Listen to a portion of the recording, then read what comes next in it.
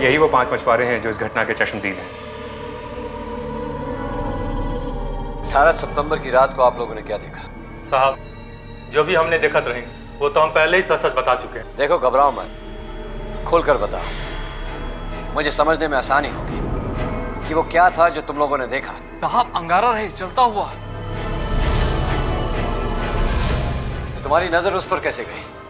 सबसे पहले किसने देखा? हमने देखा था साहब, हम नदी में मछली पकड़ने के खातिर गए, तभी वो आसमान से घर घर की आवाज आई।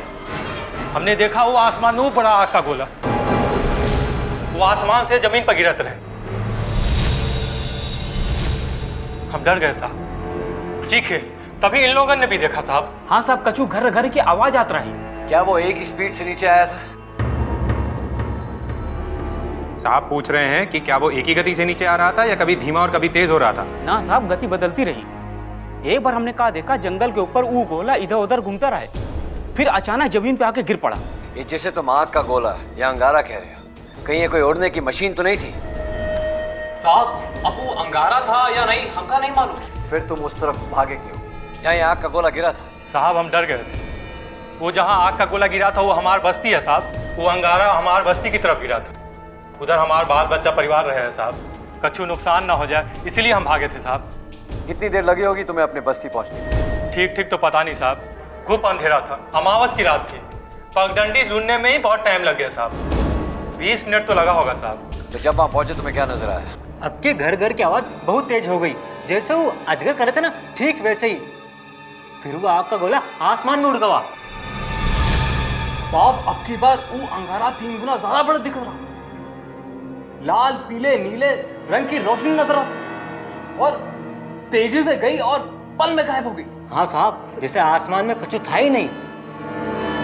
फिर क्या किया तुम लोगों ने? साहब, डर से तो हमारे तोते उड़ गए, हम बस्ती की ओर भागे। और साहब, वहां जाके क्या देखा? कोहराम मचा पड़ा है। बस्ती में मुन्ना गायब हो गया था। तभी मशाल लालटेन लेकर हम लोग यहाँ वहाँ ढूंढत रहे। हर जगह ढूंढा, जंगल में पहाड़ों में सब जगह ढूंढा साहब, लेकिन मुन्ना नहीं मिला साहब। मुन्ना गायब हो गया? कौन है वो जिसका बच्चा गायब हो गया?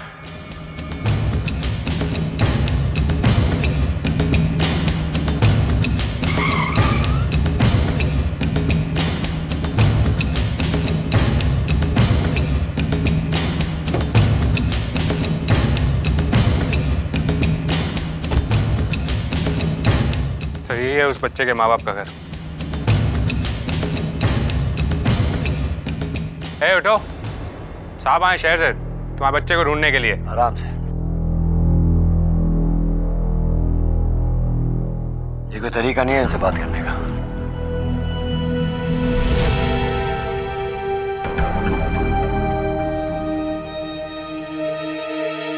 सर, ये छेदीलाल है जिसका बच्चा गायब हुआ। छेदीलाल, मैं जानना चाहता हूँ कि उस रात तुम्हारा बच्चा कैसे गायब हुआ? जो कुछ भी हुआ रहा साहब, अब सब इन लोगों को दिखवा दिए गए, पर इतने दिन हुई गए साहब, अब तक मुन्ना की कोनो खबर नहीं। ये सारे पुलिसिये निकम्मे हैं, जब इनसे कोनो काम नहीं हुआ तो शहर से आपको बुलवा लाए। बड़े साहब, आप मुन्ना को खोजने गलत जगह पर आए हैं। अगर यहाँ होता तो हमारे सीने से लगा हुआ होता। छेदी, देखो, मेरा ये जानना जरूरी है कि उस रात हुआ क्या। क्या तुम मेरी इतनी मदद कर सकते हो? बड़े साहब, 5 दिन हुई गवा, हमार मुन्ना भूखा प्यासा बदहाल हुई। वो हमार बिना 2 मिनट नहीं रह सकत। उके कुछ होई गवा तो हम अपनी जान दे दे। मैं भरोसा देता हूँ कि मैं खुद हर संभव कोशिश करूंगा। छेदी, बताओ, ये घटना कैसे हुई? हमार मुन्ना अपन माई से कहकर लघु शंका दूर करने बाहर गया रहा, फिर उसके बाद अभी तक घर नहीं लौटा। बड़े साहब, एक ही बच्चा है हमार, होके बगैर हम उजड़ गए। हम आपके सामने हाथ जोड़त है, हमार मुन्ना ला दो। बच्चे की कोई तस्वीर है तुम्हारे पास? हाँ है ना।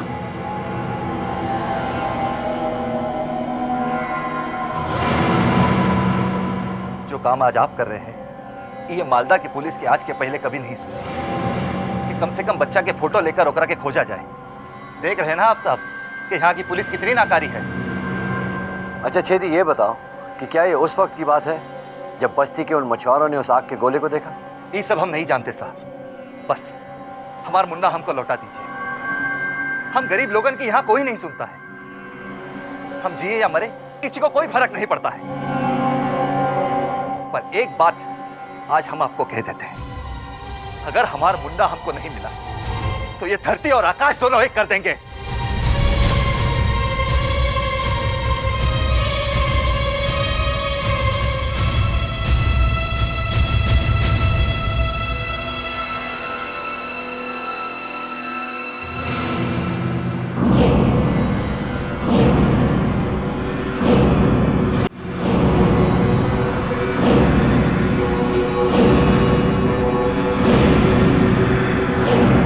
एक आखिरी सवाल पूछता हूं मैं तुम दोनों से, सोच समझ के जवाब देना कि जिस वक्त तुम्हारा बच्चा घर के बाहर था, क्या बस्ती का कोई और आदमी घर के बाहर था? हाँ, सिर्फ 5 मछुआरे बाहर थे साहब।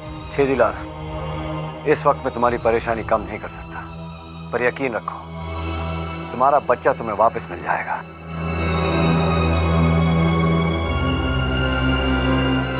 ये तस्वीर मैं रखता हूं। Come on.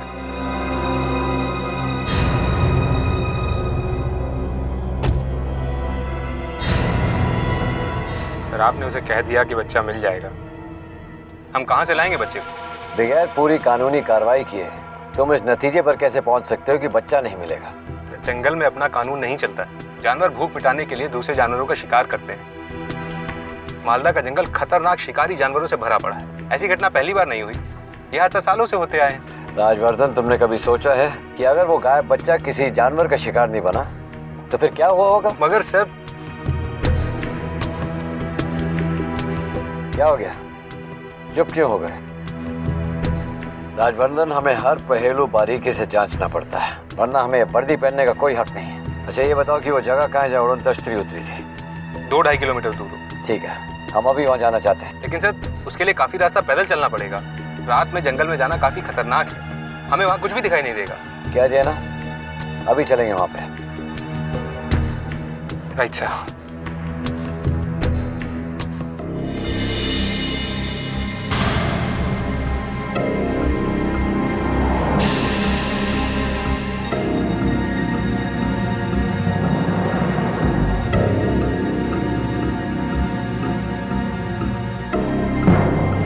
सर पास ही में एक नाला है, उसे क्रॉस करके इस तरफ जंगल में पैदल जाना है।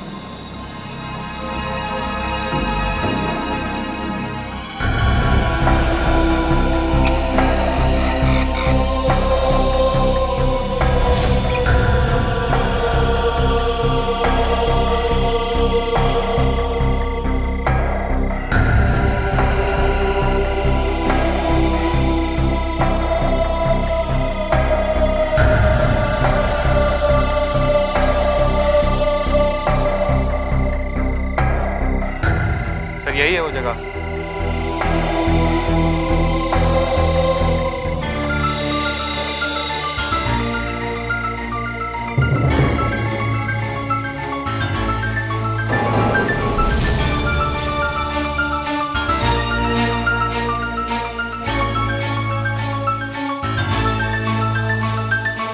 क्या सोच रहे हैं सर? राजवर्धन, यहाँ कुछ न कुछ तो हुआ था। कोई भारी भरकम गर्मी पैदा करने वाली चीज जरूर थी, लेकिन वो आसमान के रास्ते से आए ये कहना मुश्किल होगा।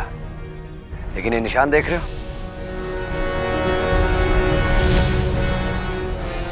ये साबित करते हैं कि यहाँ कुछ ना कुछ हुआ था, लेकिन वो आसमान से आए इसका कोई सबूत नहीं है, तो कहना भी मुश्किल होगा।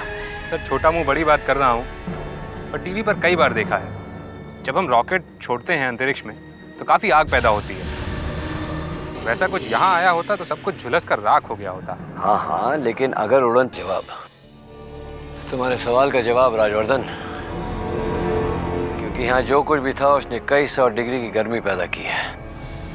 ये मिट्टी में मौजूद मिनरल्स पर इस तरह की हीट का जो केमिकल रिएक्शन होता है उसका सबूत है ये। बिना आग के इतनी गर्मी पैदा नहीं हो सकती। वक्त आने पर यह भी पता चल जाएगा। आइए सर, आपको वो निशान दिखाता हूँ।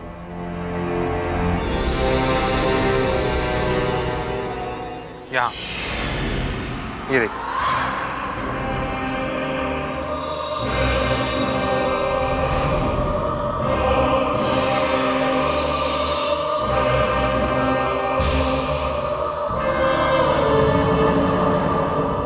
जानवर के पैरों के निशान तो हरगिज नहीं है। ये बात तो फॉरेस्ट रेंजर डंके की चोट पर कहती है। राजवर्धन, सड़क के रास्ते से यहाँ तक की दूरी तकरीबन 3-3.5 किलोमीटर की होगी, और जंगल से?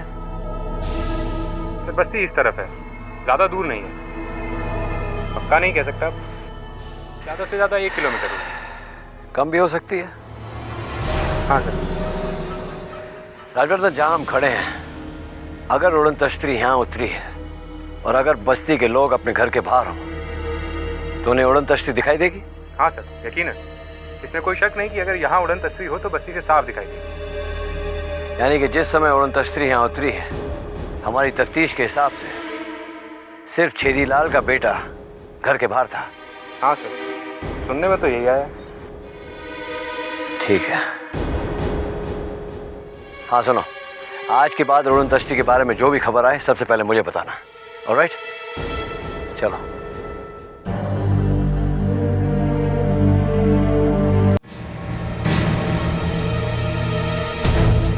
सुखराम, उस पुलिस वाले की कोई खबर मिली? पूरी खबर है मैडम। यहाँ से जाते ही पुलिस स्टेशन में उन्होंने उन 5 मछुआरों को तलब किया। उन 5 मछुआरों ने वही सब कुछ बताया जो आपको बता चुके हैं। अच्छा, फिर वो उसी जगह गया होगा जहाँ उड़न तश्तरी उतरी थी? जी नहीं मैडम, पुलिस स्टेशन से वो सीधे उस बच्चे के माँ बाप से मिलने गया जो 18 सितंबर की रात से गायब है। ओह, इसका मतलब साफ है कि इस पुलिस वाले को भी उड़न तश्तरी वाली बात पर ज्यादा यकीन नहीं है। वो उसी केस की छानबीन कर रहा है जिसकी FIR दर्ज है। ऐसी बात नहीं है मैडम, ये ऑफिसर रात को उस जगह पे हो आया है जहाँ पे उड़न तश्तरी उतरी थी। अच्छा? जी मैडम, ये ऑफिसर अच्छा आदमी है, पर दिमाग छेदी लाल से भी अच्छी तरह बात करके आया है। सुना है यहाँ का इंस्पेक्टर राजवर्धन जो उनके साथ गया था उसे मना किया है यहाँ के लोगों से कड़क अंदाज में पेश आने के लिए। अब वो जैसा भी आदमी हो, उसके लिए ये केस सॉल्व करना नामुमकिन है। एक तो इन्हें कानून के दायरे में रहना पड़ता है जिससे इनके हाथ बन जाते हैं, और कानून की आंखों पर तो पट्टी बंधी हुई है। ये लोग उन चीजों को सबूत नहीं मानेंगे जो कि हमारे लिए हकीकत है। मैडम, गांव वालों ने इस ऑफिसर से काफी उम्मीदें बांध ली हैं। उन्हें भरोसा है ये ऑफिसर छेदीलाल के मुन्ने को जरूर खोज निकालेगा। इतनी उम्मीदें बांधने की कोई खास वजह? मैडम, गांव वालों को इस ऑफिसर पर पूरा विश्वास हो गया है क्योंकि ये ऑफिसर उस गायब बच्चे की तस्वीर लेकर गया वहां से। खुद छेदीलाल का मानना है कि ये काम पुलिस वालों को पहले करवा लेना चाहिए था। ये ऑफिसर जाते जाते आश्वासन देकर गया है कि उनका बच्चा उन्हें जरूर मिल जाएगा। झूठे दिलासे देकर ये गांव वालों के भोले भाले दिल को जीतना चाहता है। आए दिन हम लोग न्यूज चैनलों पे इन पुलिस वालों को झूठे आश्वासन देते हुए देखते हैं। केस चाहे कोई भी हो, करते धरते ये कुछ नहीं है। आखिर में होता क्या है, किसी भोले भाले बंदे के मत्थे पर ये जुर्म को थोप देते हैं और केस की फाइल को बंद कर दिया जाता है। आइंदा कोई फाइल बंद नहीं की जाएगी। राजवर्धन, पुलिस का काम है कि जब तक केस सॉल्व नहीं होता फाइल ओपन रखी जाएगी। बहुत खराब रिकॉर्ड है आपके पुलिस थाने का। आज तक 853 केस यहाँ दर्ज किए गए हैं और कितने सॉल्व हुए हैं? 22। केवल 2 डजन केस सॉल्व करने के बावजूद बड़ी कड़क आवाज में बात करते हैं आप आम जनता से। बहुत शर्म की बात है। आप जैसे पुलिस वालों की वजह से पुलिस का नाम खराब होता है, जनता का विश्वास उठ जाता है पुलिस वालों से। ऐसे में खाक आप लॉ एंड ऑर्डर को कायम रख पाएंगे? आप जानते हैं ये इलाका कैसा है, पास ही बॉर्डर है। नदी के पार हमारा ज्यूरिसडिक्शन खत्म हो जाता है। हमारे अंडर में सिर्फ मालदा का जंगल आता है। ज़्यादातर केसेस में जंगली जानवरों ने लोगों का शिकार किया होता है। लाख कोशिश करने पर भी कुछ भी अता पता नहीं चलता। अब ऐसे में हम करें तो क्या करें? आप कहना क्या चाहते हैं कि आपके जंगल में कोई आदमखोर जानवर है? राजवर्धन, 53 लोग मिसिंग हैं आपके कार्यकाल में, और आप कहना चाह रहे हैं कि ये सब कोई आदमखोर जानवर का शिकार बन चुके हैं। ठीक है, अगर ऐसी बात है तो आपने कोई कार्रवाई की है? फॉरेस्ट ऑफिसर से आपने संपर्क किया और ये आदमखोर को आपने ढूंढने की कोशिश की? यहाँ जंगल बहुत घना और फैला हुआ है, बात 1-2 जानवरों की नहीं है। ये क्यों नहीं कहते कि आपने फॉरेस्ट डिपार्टमेंट की मदद लेने की जरूरत नहीं समझी? शर्म आती है मुझे ये देखकर कि आपने इंसानी जिंदगी की जरा भी कीमत नहीं लगाई। Mister Rajvardhan, look up. आपके घर में जो चूल्हा जलता है वो आम जनता के पैसों से चलता है। क्यों? क्योंकि आप उनकी रक्षा करें, मुसीबत में उन्हें मदद पहुंचाएं। लेकिन मुझे नहीं लगता कि आपको अपने अन्नदाता की जरा भी चिंता है। जाने यहाँ के गांव वाले, यहाँ की जनता पुलिस के बारे में क्या सोचती होगी।